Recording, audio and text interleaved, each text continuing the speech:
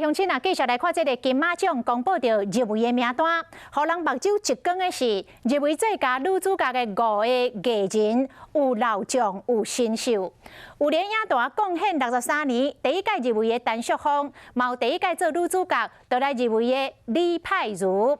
另外，第一届来台湾拍电影的韩国的演员金宪彬，入围着金马奖的男配角。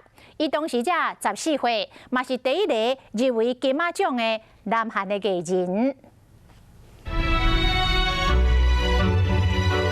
有老将嘛有新卡，要拼这届金马奖影后，除了有白灵、谢欣颖、桂纶镁，也有演戏已经60档的陈淑芳。妈妈，他是谁啊？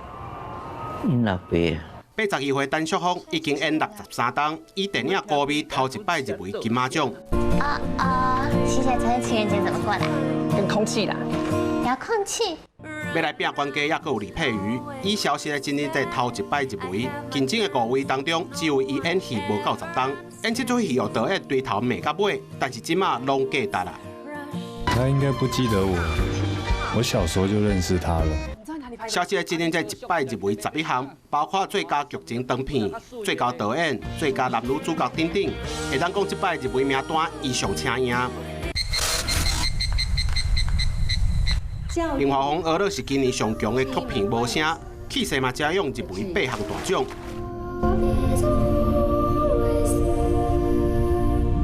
参与演出的韩国同车金全彬，伊是头一摆来台湾翕电影。伫个电影无声内面是演一位 A 9的学生，伊拍片的时阵才14岁，一句中文都袂晓讲，爱去学手语。但是伊精彩演技入围男配角。今年的金马奖贵宾礼物加一包4首乖乖，也有每一个人拢有一卡金色的蛋糕，祝福这个电影人会当将大奖捧回去。